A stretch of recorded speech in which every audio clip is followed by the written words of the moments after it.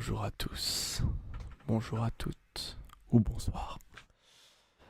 Donc je vous retrouve aujourd'hui pour une nouvelle vidéo qui est un peu particulière. Déjà parce que on est sur une chaîne d'ASMR et pour l'instant j'ai toujours fait des vidéos où je chuchote vraiment. Et j'avais envie aujourd'hui de parler dans un ton un peu plus fort entre la voix et le chuchotement. Euh, Parce que je pense que c'est plus expressif et que c'est pas mal pour ce que j'ai envie de vous proposer aujourd'hui. Donc, en fait, j'espère que ce sera la première vidéo de toute une série,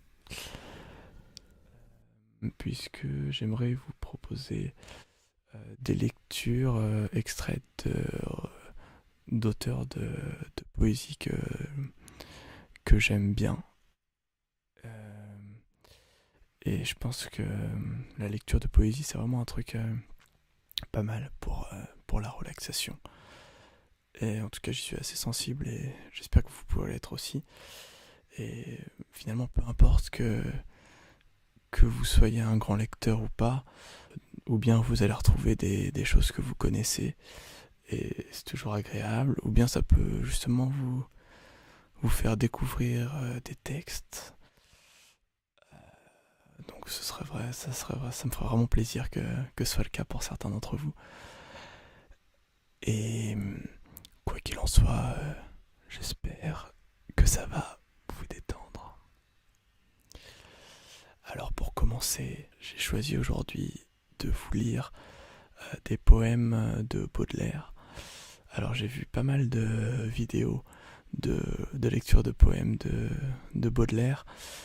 C'était surtout Les Fleurs du Mal, évidemment, puisque c'est le recueil de loin le plus connu.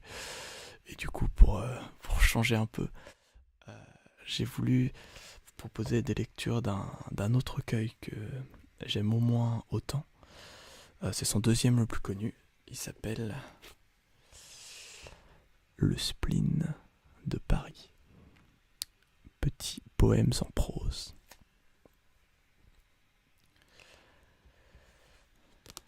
Donc autant Les Fleurs du Mal, c'est des poèmes versifiés. Ici justement Baudelaire s'essaye à la prose et finalement on est un peu dans le même esprit. C'est un peu les mêmes réflexions, le même lyrisme, romantisme un peu torturé qu'on retrouve, mais d'une forme différente. Là je vous ai fait une petite sélection de quelques-uns des poèmes en prose parmi mes préférés. Et voilà, je vais maintenant passer à la lecture et j'espère que ça va vous plaire.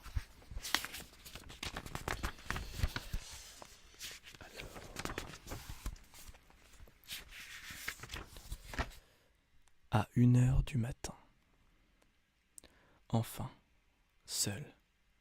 On n'entend plus que le roulement de quelques fiacres attardés et éreintés. Pendant quelques heures, nous posséderons le silence, sinon le repos. Enfin, la tyrannie de la face humaine a disparu, et je ne souffrirai plus que par moi-même. Enfin, il m'est donc permis de me délasser dans un bain de ténèbres. D'abord, un double tour à la serrure. Il me semble que ce tour de clé augmentera ma solitude et fortifiera les barricades qui me séparent actuellement du monde. Horrible vie, horrible ville. Récapitulons la journée. Après avoir vu plusieurs hommes de lettres, dont l'un m'a demandé si l'on pouvait aller en Russie par voie de terre, il prenait sans doute la Russie pour une île, avoir disputé généreusement contre le directeur d'une revue qui à chaque objection répondait « C'est ici le parti des honnêtes gens », ce qui implique que tous les autres journaux sont rédigés par des coquins, après avoir salué une vingtaine de personnes, dont 15 me sont inconnues. Avoir distribué des poignées de main dans la même proportion, et cela sans avoir pris la précaution d'acheter des gants. Être monté pour tuer le temps, pendant une averse, chez une sauteuse qui m'a prié de lui dessiner un costume de Vénustre. Après avoir fait ma cour à un directeur de théâtre qui m'a dit en me congédiant « Vous feriez peut-être bien de vous adresser à Z. C'est le plus lourd, le plus sot et le plus célèbre de tous mes auteurs, Avec lui, vous pourriez peut-être aboutir à quelque chose. Voyez-le, et puis nous verrons. M'être vanté, pourquoi, de plusieurs vilaines actions que je n'ai jamais commises, et avoir lâchement nié quelques autres méfaits que j'ai accomplis avec joie, délits de fanfaronnade, crimes de respect humain. Après avoir refusé à un ami un service facile et donné une recommandation écrite à un parfait drôle, ouf, est-ce bien fini? Mécontent de tous, et mécontent de moi. Je voudrais bien me racheter et m'enorgueillir un peu dans le silence et la solitude de la nuit. Âme de ceux que j'ai aimés, âme de ceux que j'ai chantés, fortifiez-moi, soutenez-moi, éloignez de moi le mensonge et les vapeurs corruptrices du monde. Et vous, Seigneur mon Dieu, accordez-moi la grâce de produire quelques beaux vers qui me prouvent à moi-même que je ne suis pas le dernier des hommes, que je ne suis pas inférieur à ceux que je méprise.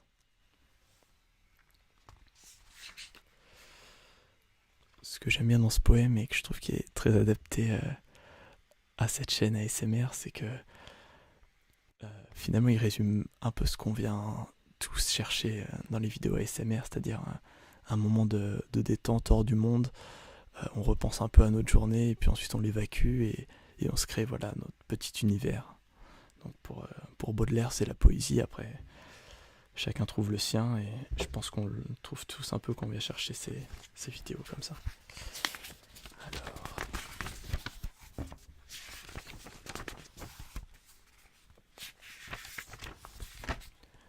le joujou du pauvre. Je veux donner l'idée d'un divertissement innocent. Il y a si peu d'amusement qui ne soit pas coupable. Quand vous sortirez le matin avec l'intention décidée de flâner sur les grandes routes, remplissez vos poches de petites inventions à un seul, telles que le polichinelle plat mûr par un seul fil, les forgerons qui battent l'enclume, le cavalier et son cheval dont la queue est un sifflet. Et le long des cabarets, au pied des arbres, faites-en hommage aux enfants inconnus et pauvres que vous rencontrerez. Vous verrez leurs yeux s'agrandir démesurément. D'abord, ils n'oseront pas prendre. Ils douteront de leur bonheur. Puis, leurs mains agripperont vivement le cadeau, et ils s'enfuiront comme font les chats qui vont manger loin de vous le morceau que vous leur avez donné, ayant appris à se défier de l'homme. Sur une route, derrière la grille d'un vaste jardin, au bout duquel apparaissait la blancheur d'un joli château frappé par le soleil, se tenait un enfant, beau et frais, habillé de ses vêtements de campagne si pleins de coquetterie. Le luxe, l'insouciance et le spectacle habituel de la richesse rendent ces enfants-là si jolis qu'on les croirait faits d'une autre pâte que les enfants de la médiocrité ou de la pauvreté. À côté de lui, gisait sur l'herbe un joujou splendide, aussi frais que son maître, verni, doré, vêtu d'une robe pourpre et couvert de plumées et de verroteries. Mais l'enfant ne s'occupait pas de son joujou préféré et voici ce qu'il regardait. De l'autre côté de la grille, sur la route, entre les chardons et les orties, il y avait un autre enfant, sale, chétif, fuligineux, un de ces marmots parias dont un œil impartial découvrirait la beauté, si, comme l'œil du connaisseur devine une peinture idéale sous un vernis de carrossier, il le nettoyait de la répugnante patine de la misère. À travers ces barreaux symboliques séparant deux mondes, la grande route et le château, l'enfant pauvre montrait à l'enfant riche son propre joujou, que celui-ci examinait avidement, comme un objet rare et inconnu. Or, ce joujou que le petit souillon agacé, agité et secoué dans une boîte grillée, c'était un rat vivant. Les parents, par économie sans doute, avaient tiré le joujou de la vie elle-même. Et les deux enfants se riaient l'un à l'autre, fraternellement, avec des dents d'une égale blancheur. Donc ce poème s'appelle Le joujou du pauvre.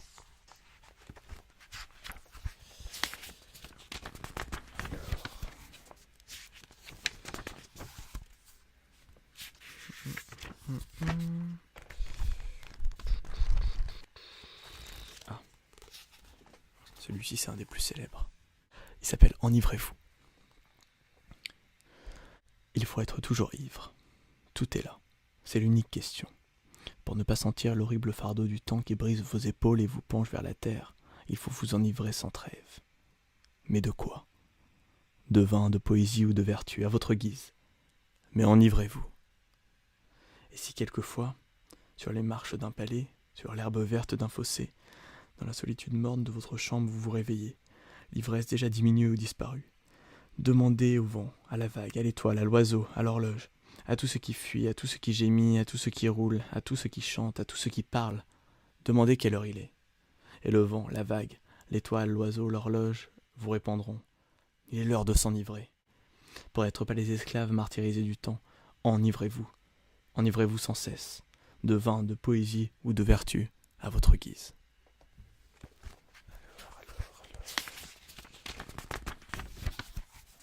Ah.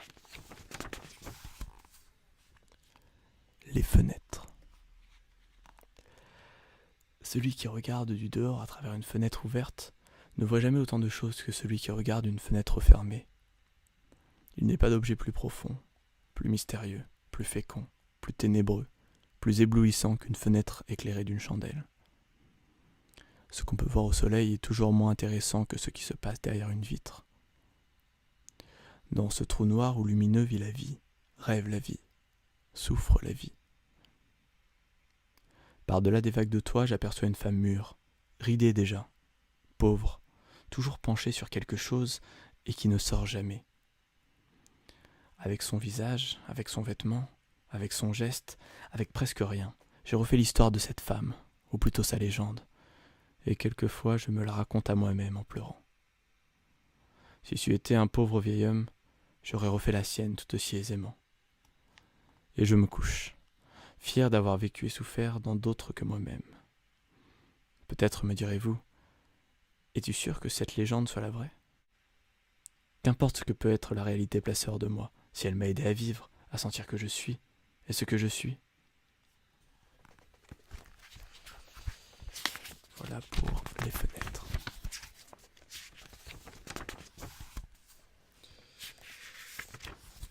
Et on va terminer par un dernier poème.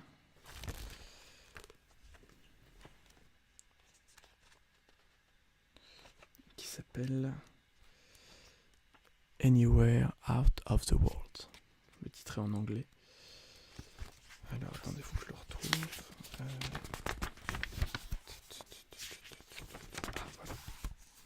Anywhere Out of the World. Et à la traduction, n'importe où hors du monde. Cette vie est un hôpital où chaque malade est possédé du désir de changer de lit.